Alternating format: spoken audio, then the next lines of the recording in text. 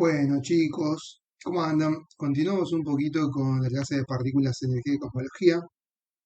Nos habíamos quedado en el tema de la composición del petróleo. Bien. Acá hay algo un poco anecdótico. Muchas veces el petróleo, cuando está en los yacimientos, viene con una especie de, digamos, de residuo, ¿sí? Que es azufre. El azufre en muchos casos no es tan beneficioso porque se puede formar ácido sulfídrico, que es un ácido O, también conocido como sulfuro de hidrógeno. Es un ácido que la verdad es que es malísimo para la industria energética. Recuerden que el petróleo se tiene que tratar, se tiene que refinar, que era una mezcla homogénea, habíamos dicho, y el azufre va en contra, en detrimento de toda la maquinaria que nosotros podemos utilizar, ¿sí? Es un ácido muy corrosivo el que forma el sulfuro de hidrógeno. Obviamente eso se extrae, se tiene que sacar y después se aprovecha, ¿sí? Como todo el petróleo, todos los cortes del petróleo se aprovechan. Se caracteriza porque si tiene bajas cantidades de azufre, sí que es el bueno, se llama petróleo dulce, o si tiene mucha cantidad, se llama petróleo agrio, ¿sí? El dulce es el bueno, digamos, el que tiene menos cantidad de azufre. Y en sí, el petróleo va a estar compuesto por lo que se conoce como parafinas, naftalenos y aromáticos, bien, estos son todos hidrocarburos, o sea que son moléculas que están compuestas por hidrógeno y carbono, más que nada carbono, ¿no? Que es lo más importante que tenemos. Y básicamente las parafinas son como las más livianas. En general vamos a hablar de que los compuestos más livianos del petróleo son los mejores, los que están más buenos, y los más pesados son los peores. Algunos también son muy beneficiosos. Más que nada los pesados se suelen utilizar en la industria petroquímica, ¿sí? Y las parafinas se suelen reservar para los combustibles. Bien. Ya vamos a ver ahora más adelante un poquito eso. El tema de la formación del petróleo ya lo habíamos hablado, sí tiene que ver con esto de esta sedimentación de orgánicos durante millones de años. Ahí tienen que haber ciertas condiciones, ¿no? Acá tenemos un pequeño esquema de cómo se podría ver un poquito. A ver, ahí, bien. Sí, de cómo a lo largo, a la medida que pasan los años, bien, se va acumulando el petróleo, se va formando, ¿sí? Fíjense que acá millones de años, es la escala que tiene, ¿sí? Em, Hasta el día de hoy que nosotros recién lo podemos sacar, ¿bien? Está el petróleo ya atrapado, esto se va sedimentando, se va tapando, se van formando capas, este, y queda atrapado ahí el petróleo y el gas, hasta el día de hoy que recién lo podemos sacar, ¿bien? Bueno, esto lo dejamos de lado. Em, los reservorios se llaman yacimientos, ¿sí? Estas depresiones que están en el centro de la Tierra se llaman así. Ahí es donde se guarda sí o sí el petróleo, donde tiene que estar guardado, bien acumulado. No tiene que ser poroso el material que lo recubre, porque si no se va, ¿sí? Y eso es lo que a nosotros no nos interesa, eso nos interesa que esté contenido bien ahí por millones de años, obviamente, ¿sí? Acá tienen, miren, una imagen de este, cómo sale el petróleo ahí por la presión, ¿no? Con bombas, obviamente esto se bombea y hace que salga el petróleo. Fíjense cómo están ahí los muchachos, los obreros, viendo el espectáculo de extracción del petróleo. En general tenemos dos tipos de yacimientos, ¿sí? Los que son los offshore y los onshore. Los onshore son los que están, digamos, en la tierra firme, y los offshore son los que están en los océanos y en los mares. Todos hemos visto alguna vez esas refinerías gigantes, ¿no? Que están en medio del océano. La única diferencia que hay, bueno, obviamente en los dos casos tenemos atrapado el petróleo en la tierra, ¿sí? La única diferencia que es que en las offshore tenemos el tema del agua, ¿no? No tenemos la tierra firme para hacer el pozo directamente, sino que bueno, hay que hacer toda la infraestructura para poder estar sobre el agua, para tener tu refinería flotando ahí y poder llegar al, al petróleo, ¿no? Este, no vamos a hacer mucho hincapié en cómo son los procesos en los cuales se obtiene el petróleo, se lo saca, ¿sí? pero hay un proceso que es, que por ahí sí es interesante para que lo vean tal vez, no sé si lo verán en problemáticas científicas, que tiene que ver con el fracking, ¿sí? Em, es un problema bastante complicado porque fractura toda la zona donde vos estás bombeando el petróleo, ¿no? Y eso, la verdad es que muchas veces trae contaminación, sobre todo de las napas subterráneas, o si está cerca de la superficie terrestre, también puede contaminar el suelo, donde, no sé, nosotros vivimos, o alguna fuente de agua, un río, un lago, ¿sí? Entonces es bastante perjudicial el tema del fracking, ¿sí? No vamos a hacer mucho hincapié nosotros en todo esto, pero bueno, está bueno que conozcan que hoy en día se está hablando un poquito de eso. Este tema no lo vamos a ver. Y ahora sí nos metemos un poco en el tema que tal vez más me interesaba, que tiene que ver con la refinación del petróleo. Cuando nosotros hablemos de refinación del petróleo, nos vamos a estar refiriendo a que esta mezcla, dijimos que el petróleo era una mezcla homogénea, o sea, la mezcla de muchos componentes, sobre todo hidrocarburos. Lo que vamos a hacer es separarla. Bien, no se utiliza el petróleo ese crudo que tenemos, por ejemplo, este que está acá, el que está saliendo ahí, no es que este se utiliza, dijimos, en los vehículos o en las plantas, sino que lo que se hace es fraccionarlo, lo que se hace es refinarlo, esa es la palabra correcta, ¿sí? Para poder obtener los distintos compuestos separados que componen a el petróleo, ¿bien? Se le suele llamar corte a cada uno de los compuestos que componen el petróleo, ¿sí? Y el concepto que vamos a utilizar para poder hacer esta refinación, para poder separar el petróleo en sus distintas partes, ¿sí? Va a ser el concepto de destilación fraccionada, ¿bien? Es uno de los métodos más comunes y por excelencia, ¿sí? De separación de sustancias. Nosotros casi nunca vamos a laburar en industrias con sustancias puras, casi siempre se utilizan mezclas de sustancias y a veces vos querés que estén mezcladas y a veces querés separarlas. Para mezclarlas es muy sencillo, ¿sí? Agarrás las dos sustancias puras y las mezclás, pero el problema es cuando vos ya tenés la mezcla homogénea, ¿cómo haces para separarlo? Bueno, es lo que vamos a estudiar nosotros, ¿sí? El tema de la destilación fraccionada. Ustedes en tercer año vieron mezclas homogéneas y heterogéneas y debieron haber estudiado destilación simple, ¿sí? Hay dos tipos de destilaciones, la fraccionada y la simple. La destilación simple es la más sencilla de todas. Vamos a aprender cómo es la destilación simple. La destilación fraccionada es varias destilaciones simples. Es el mismo concepto, ¿sí? Pero hecho varias veces en cadena. ¿Ok? Entonces, si nosotros entendemos la destilación simple, podemos fácilmente saber cómo es una destilación fraccionada, que es el proceso por el cual se refina el petróleo, dijimos, y se obtienen los distintos cortes. Acá fíjense cómo hay una planta refinadora de YPF, sí. Esta dice que está en Mendoza. Bien. El concepto que se utiliza para la destilación simple o fraccionada es la diferencia de puntos de ebullición de los compuestos de una mezcla. Bien. Ahora, recordemos que era el punto de ebullición. Para eso acá tenemos un pequeño cuadrito, ¿sí? Supongamos que acá tenemos este, algún líquido, algún sólido, no nos interesa mucho. Supongamos que es un líquido, ¿sí? Y vamos a llamar T a la temperatura normal. T es la temperatura a la que nosotros ponemos este líquido, ¿sí? Em, perdón, T es la temperatura de ebullición, el punto de ebullición. Y T es la temperatura a la que nosotros tenemos nuestro líquido. Bien. Si la temperatura a la que nosotros tenemos nuestro líquido es menor que la del punto de ebullición, la temperatura de ebullición, nuestro líquido va a permanecer líquido. Si es igual, va a haber un equilibrio entre líquido y vapor. Y si es mayor a la temperatura de ebullición, va a cambiar de estado. Bien, entonces básicamente la temperatura de ebullición o punto de ebullición es la temperatura en la cual se pasa de estado líquido a gaseoso o viceversa. ¿Sí? Por ejemplo, para el agua líquida, esa temperatura es 100 grados. El punto de ebullición del agua líquida es 100 grados Celsius. Cuando yo levanto la temperatura de mi agua en estado líquido hasta 100 grados Celsius, pasa a estado gaseoso. ¿Sí? Esa diferencia de estados es el concepto que se utiliza para separar mezclas, para separar, por ejemplo, los cortes del petróleo. Bien. va a ser muy, muy, muy importante para la destilación.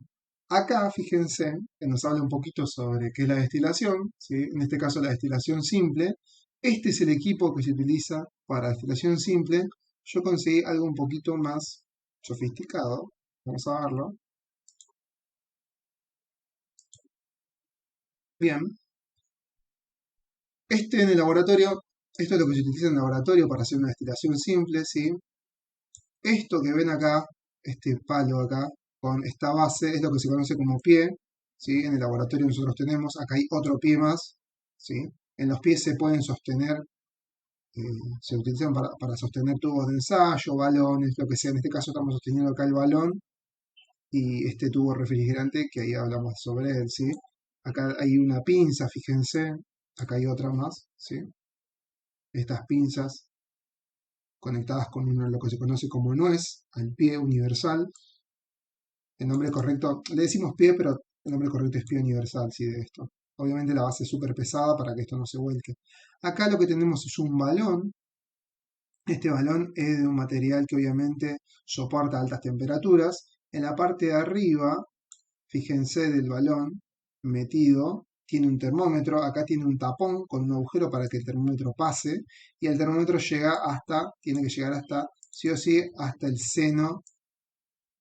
Acá no se ve tan bien porque es medio como que el líquido hace que no se vea bien, pero el termómetro tiene que llegar al seno del líquido que tengo acá, ¿bien?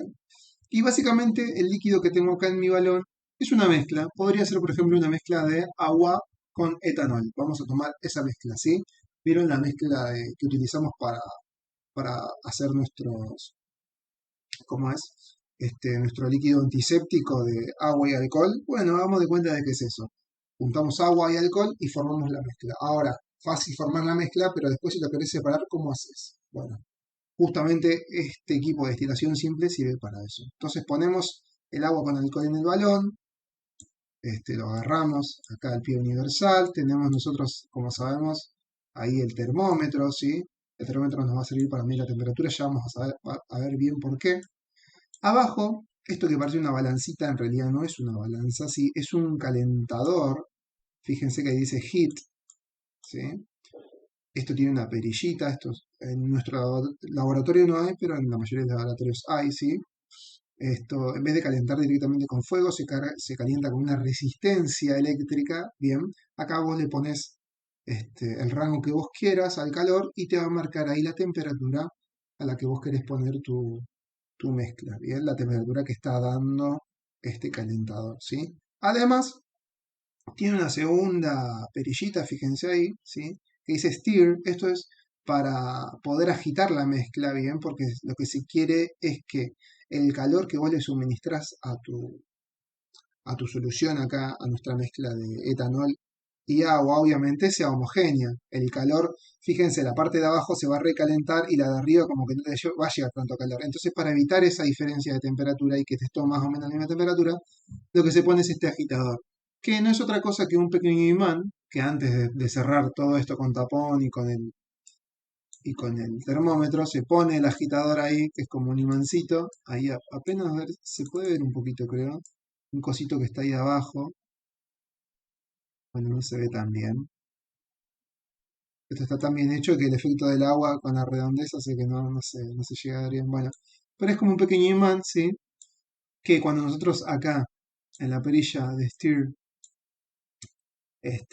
la accionamos, ese pequeño imán empieza a girar y a dar vueltas. Eso entonces va a hacer que te vaya mezclando continuamente tu solución y que el calor se vaya distribuyendo más homogéneamente en toda la mezcla, ¿bien? Ahora, ¿qué es lo que vamos a hacer nosotros acá? Lo que vamos a hacer es calentar esta mezcla, ¿bien? Entonces, tanto el agua como el alcohol que componen la mezcla van a ir elevando su temperatura, ¿sí? Y como dijimos nosotros, la destilación simple, este es como el que teníamos antes nosotros en el cuadernillo, este es el equipo de laboratorio para destilación simple, ¿sí? Lo que aprovecha es la diferencia de puntos de ebullición, ¿bien? Básicamente, ¿cómo va a resultar esto? Bueno, el agua y el alcohol tienen distintos puntos de ebullición. entonces lo que va a ocurrir es que uno de ellos dos se va a evaporar, ¿sí? Y va a subir por acá, y se va a meter por este tubito, y el otro no se va a evaporar, se va a quedar en su fase líquida. Pero para eso, ¿qué tengo que saber yo? Los puntos de ebullición de ambos compuestos, tanto del agua como del alcohol, ¿sí? Yo ya les voy adelantando, porque ahora lo vamos a ver en otro gráfico, ¿sí?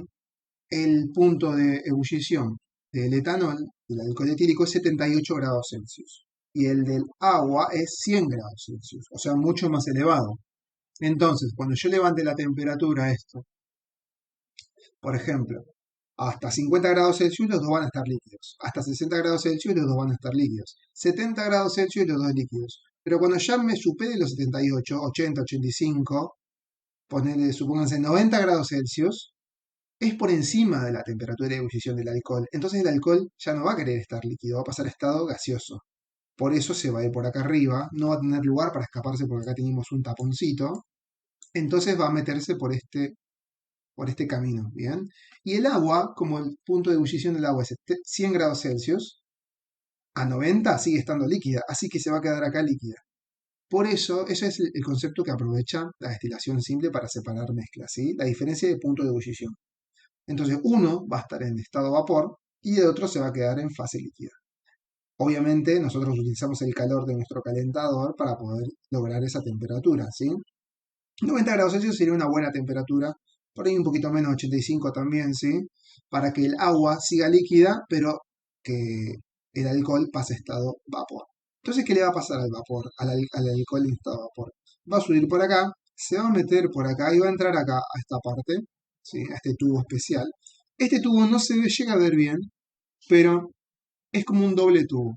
Por adentro tiene un tubito de cristal, ¿sí? Que por ahí va a ir el alcohol etílico en estado gaseoso, va a ir por ahí, ¿sí? Y tiene un segundo tubo por afuera, digamos, bien que está conectado a estas mangueritas, fíjense, y estas mangueritas están conectadas a, fíjense que una palangana con agua fría. Acá lo que haría falta, en realidad, es una bomba además, ¿sí? ¿Qué es lo que pasa? Lo que haría la bomba que está faltando acá es que el agua líquida está fría. Hay como un aparatito, me parece que esta es la bomba. Bueno, el agua líquida que está fría lo que va a hacer es venir por acá, meterse por el tubo, ¿sí? Y salir por el otro, la otra manguerita. Entonces hace como un recorrido, pero por el tubo de afuera, ¿sí? Por el tubo de afuera. Y por el tubo de adentro va a estar pasando el gas, ¿sí? El etanol en fase gaseosa. Entonces, ¿qué va a pasar? Si acá estaba en estado gaseoso, cuando venga para acá, porque estaba calentándose, ¿no? Cuando venga para acá y se enfríe, porque pasa por todo este recorrido, va a pasar de vuelta a estado líquido, ¿sí? Entonces yo acá al final, fíjense en este Erlenmeyer, que también está en un baño María, pero frío, lo que va a pasar con nuestro vapor es que se va a enfriar y va a volver a condensar, va a volver a estado líquido. Entonces primero lo pasamos a estado gaseoso, hace este recorrido, acá lo enfriamos de vuelta y pasa a estado líquido. Entonces, al final de la destilación, ¿vos qué vas a tener? Acá, en el Erlenmeyer, vas a tener alcohol, etanol en estado líquido y acá en el balón vas a tener agua en estado líquido. Obviamente la separación no va a ser del 100%, ¿sí? Más que nada en el laboratorio, es muy difícil lograr eso. Algo de alcohol va a quedar acá y algo de agua va a quedar acá. Pero bueno, es bastante buena, ¿sí? Nosotros en nuestro laboratorio tenemos casi todo esto en la escuela, menos el tubo enfriador que sale muy caro. Pero hay uno que se puede llegar a usar que es parecido, no es lo mismo, pero es parecido. En alguna época lo hacíamos esa experiencia con, yo lo que llevaba era una cajita de vino y con la cajita de vino extraíamos el etanol que tiene el vino, ¿no? Y acá recogíamos el vino y después hacíamos una prueba con fuego, porque bueno, sabemos que es inflamable y si se prende fuego es que bueno, que hicimos bien la destilación. Obviamente, si acá se llevó mucha agua esto, podríamos quitar esto que está acá, el agua que no nos interesa, volver a poner lo que recogimos en el balón y destilar de vuelta, ¿sí? obviamente ese proceso lleva a que sea más puro el alcohol que vos obtengas acá, pero bueno, vas a tener que calentar de vuelta, eso lleva más dinero y más tiempo, ¿sí? Y el termómetro sirve para controlar la temperatura, eso que es lo que no había dicho, sirve para controlar la temperatura de nuestra mezcla, porque dijimos que lo queríamos más o menos en 85 a 90 para que el alcohol evapore, pero que el agua se quede líquida.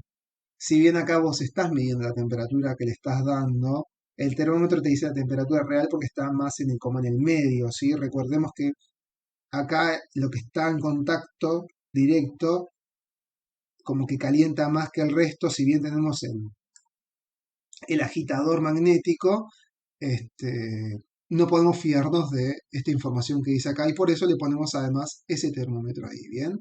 Y esto que vimos acá no es otra cosa que el esquema que nosotros tenemos en el cuadernillo, ¿bien? Acá, ¿sí? Esto está simplificado, simplemente fíjense, ahí está el termómetro, están los pies universales, ahí está el enfriador para condensar, ¿sí? Acá tenemos la mezcla, acá en vez de calentarse con un calentador por resistencia eléctrica, se calienta directamente con un mechero Bunsen, o sea, a la llama directa, pero es el el mismo concepto de destilación simple, ¿sí? Y acá se recoge finalmente lo que nosotros queremos, ¿bien? Básicamente así funciona la destilación simple. Para verlo un poquito mejor, bien, desarmé esto de esta lado. Acá tenemos, fíjense, eh, arriba, estas son dos rectas de temperatura, donde arriba tenemos la del agua y abajo la del alcohol etílico, y puse sus puntos de fusión y ebullición para ambos casos. Para el agua sabemos que es cero, en el que pasa de estado sólido a líquido, y para el que pasa de estado, para el cambio de líquido a gaseoso es 100. Este es el que nos importa a nosotros, el punto de ebullición, ¿sí? El de líquido a gas. Y para el alcohol etílico, como les decía, es 78, ¿sí? El pasaje de líquido a gas. Es menor la temperatura. Anecdóticamente, fíjense a qué temperatura el alcohol etílico pasa a estado sólido. Menos 114 grados Celsius. Es una temperatura súper baja. No podríamos, por ejemplo, pasarla a estado sólido en nuestro freezer, que está más o menos a menos 20 grados Celsius. Estaríamos por acá apenas. Nos faltaría un montonazo para llegar. Por eso no se puede congelar el alcohol etílico en los freezer. Si alguna vez ustedes, no sé, se olvidaron, por ejemplo, una cerveza, vieron en el freezer y les explotó, es porque el agua que tienes la cerveza es la que pasó a estado sólido y se hinchó, pero no el alcohol. El alcohol no se, es muy difícil, el alcohol etílico, pasarlo a estado sólido. Necesitamos como una fuente más grande de frío que un freezer. Bien. Bueno, pero eso es anecdótico. Nosotros nos concentramos acá en esta parte, en los puntos de ebullición. Bien, si analizamos, por ejemplo, a una temperatura de normal, por ejemplo, como hoy, que hizo una temperatura máxima de 20 grados Celsius, más o menos en las dos escalas, esa temperatura estaría por acá, ¿sí? Podríamos decir que, este, 20 grados Celsius, más o menos es el máximo que dicen que hizo hoy. Este, y es una temperatura normal, media, que se puede considerar en general, ¿sí? Si nos fijamos, a 20 grados Celsius el agua obviamente es líquida, cae en el rango líquido, y el alcohol etílico también cae en el rango líquido, ¿sí? Los dos caen en líquido. Y efectivamente, cuando nosotros agarramos agua o alcohol etílico a una temperatura normal en la que vivimos en el día a día, los dos están líquidos, ¿bien? Ahora, nosotros tenemos una mezcla de estos dos, ¿sí? Y lo que estamos haciendo en el destilador es aumentar esta temperatura, porque la temperatura ambiente es 20 grados Celsius, pero cuando yo le pongo el calentador, le pongo el mechero ese, ¿sí? Lo que estoy haciendo es mezclar, aumentar la temperatura de la mezcla de alcohol y agua, ¿sí? Entonces como que esta barrita se va a ir corriendo, ¿sí? Vos vas a ir calentando y de repente, no sé, vas a poder calentar y tener una temperatura por acá, qué sé yo, inventemos. Por ejemplo, 40 grados Celsius. Bueno, dale, aumenta un poquito más. Bueno, te aumento un poquito más. Te aumento acá 60 grados Celsius. Bueno, está bien, aumenta un poquito más. te aumento hasta, qué sé yo, acá, 70 grados Celsius. Bien, siguen siendo los dos líquidos, no me cambia mucho, fíjense que cae en la zona de líquido siempre.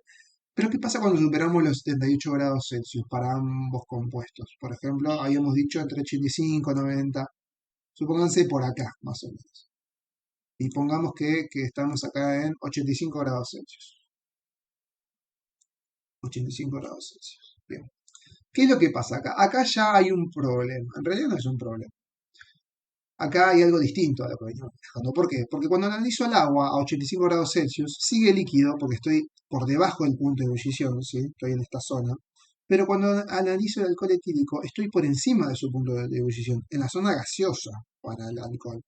Entonces, en este margen que tenemos acá, ¿sí? Entre los 100 y los 78, es la zona donde ocurre la diferencia, donde una de las dos sustancias está en estado líquido, el agua, y la otra está en estado gaseoso, ¿sí? Entonces yo me aprovecho de esa diferencia para poder hacer la separación de ambos, ¿bien?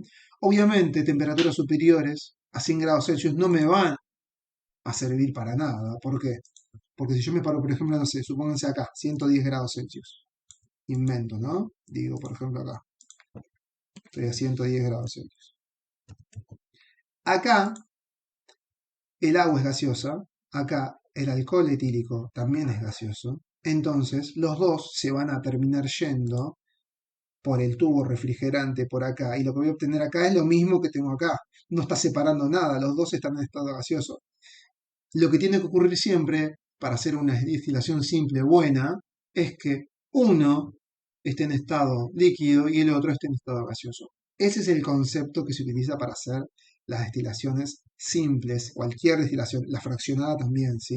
La diferencia que hay entre las dos sustancias que componen la mezcla de punto de ebullición.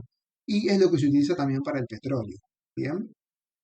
Este, entonces, una vez que nosotros logramos esto, una temperatura por acá, por eso tenemos el termómetro además también, porque si vemos que nuestra temperatura se está elevando 80, 85, no sé, 90, 91, 92, 95, 96, está acercándose a el agua, al punto en el cual pasa estado gaseoso, no me conviene. Entonces por ahí apago el mechero o lo bajo o lo corro un poco, ¿sí?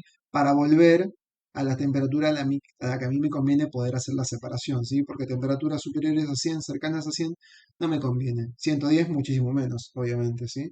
Tienen que estar acá en este rango, entre este rango que está acá. 85 sería una perfecta temperatura para separar agua y alcohol etílico. ¿Bien?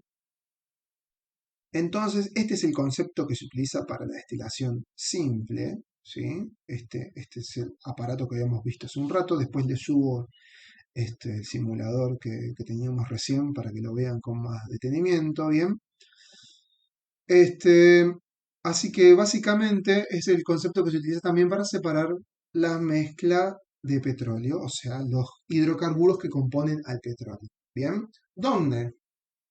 Lo que se habla es que los que tengan menor punto de ebullición van a cambiar, van a pasar a estado gaseoso antes que los que tengan bajo punto de ebullición.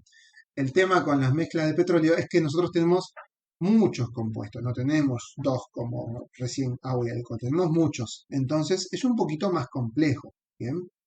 Vamos a hablar en general de los que pasan fácilmente a estado gaseoso, que son los más volátiles. Y los que les cuesta mucho, los menos volátiles. En el caso que tenemos recién, ¿sí? Como el alcohol pasa fácil, más fácil a estado gaseoso que el agua, vamos a decir que el alcohol etílico es más volátil que el agua es menos volátil. Bien. Entonces, en las refinerías, como la que habíamos visto recién, la de Mendoza, Luján de Cuyo, lo que se necesita es lo que se conoce como torres de destilación, ¿sí? Que sirven para justamente refinar el petróleo. Bien, acá les presento estas torres, fíjense que son súper altas, las torres de destilación, ¿sí? Las refinerías, bastante altas, bastante elevadas. Eh, por acá van a ingresar el petróleo crudo y se va a dividir en sus distintos componentes según el punto de ebullición. Bien, esta es la foto, digamos, como se ven los equipos. Esta es una parte, ahora vamos a ir a ello, pero acá tenemos un pequeño esquema, un dibujito de cómo más o menos se ve estas torres, estas columnas de destilación, ¿sí? En un croquis, ¿sí? Acá están. Fíjense que entra la mezcla por acá, bien, se calienta antes, se precalienta, y acá además en la torre misma se sigue calentando, ¿sí? ¿Qué es lo que va a pasar?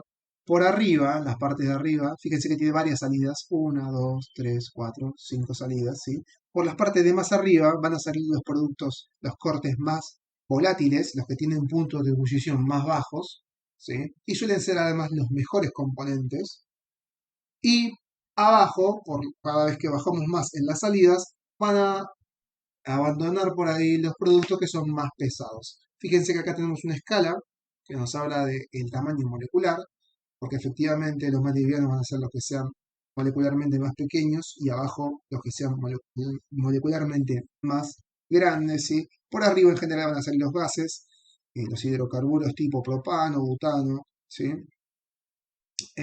Fíjense que en la segunda tenemos naftas, en la tercera tenemos ejemplos como queroseno, como gasoil, ¿sí?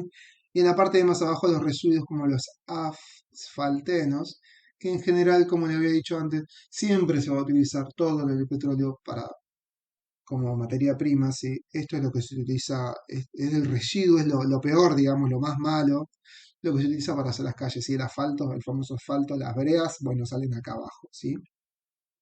Y lo de más arriba son los menores. Em, Además, fíjense cómo la columna de destilación, fíjense que la parte de arriba tiene muchísimo menor temperatura, 20 grados Celsius, con respecto a la parte de abajo, 355 grados Celsius, ¿sí? Esto es por el tema de los puntos de ebullición. Acá tienen otra escalita donde te dice menor temperatura abajo, mayor temperatura arriba. ¿Bien?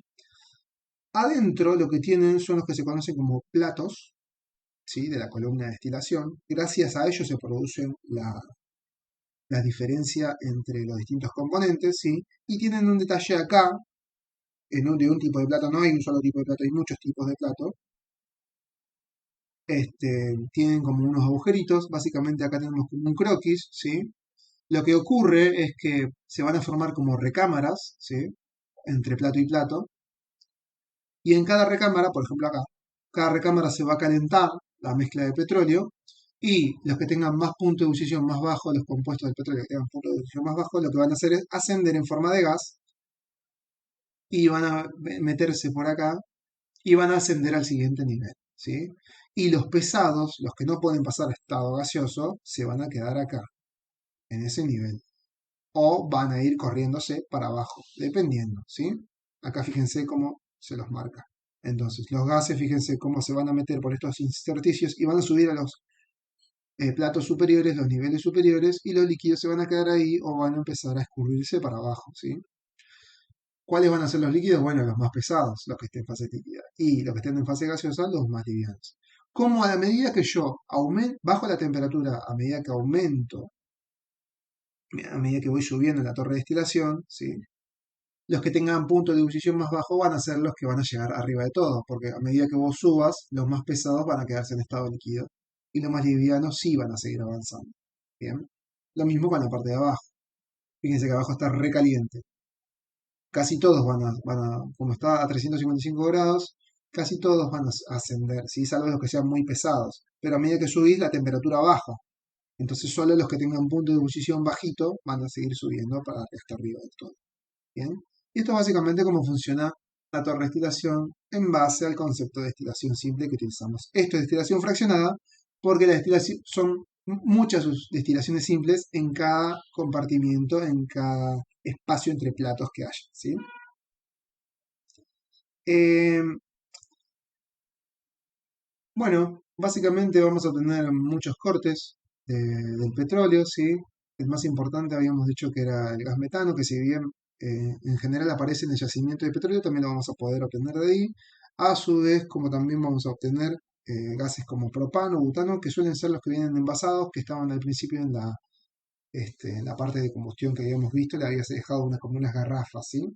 Los que siguen van a ser los combustibles que utilizamos como nafta, como gasoil, sí, que son queroseno, que son bastante importantes, sobre todo para la industria energética. Bien. Em, Acá, bueno, esto es algo anecdótico que si les interesa, el tema de que se les agrega olor algunos gases, sobre todo. Les había contado yo lo del tema de la cebolla, el olor a cebolla que se le agrega al gas metano, ¿no? Este, bueno, acá tienen algunas breves descripciones. Esto es más que nada descripciones de los compuestos que se utilizan, sí, la parte de los gases recién, la parte de los líquidos, de las naftas, que son los combustibles bueno, para mover todas las grandes maquinarias que conocemos hoy. Algunos ahora están saliendo como motores eléctricos. La empresa Tesla, esta de Elon Musk, no está haciendo motores eléctricos, que bueno, también es otra forma de mover estas grandes maquinarias, pero en general nosotros tenemos la herencia de varios años y se sigue usando en gran medida los motores a combustión interna que, bueno, utilizan todos estos cortes del petróleo, ¿sí? Que pueden verlo acá detallado. Y bueno, no hay más que eso, ¿sí, chicos y chicas? Espero que se haya entendido el tema de cómo funciona la destilación simple para después ser aplicada en la destilación fraccionada con la columna de destilación del petróleo. Bueno, nada más por ahora.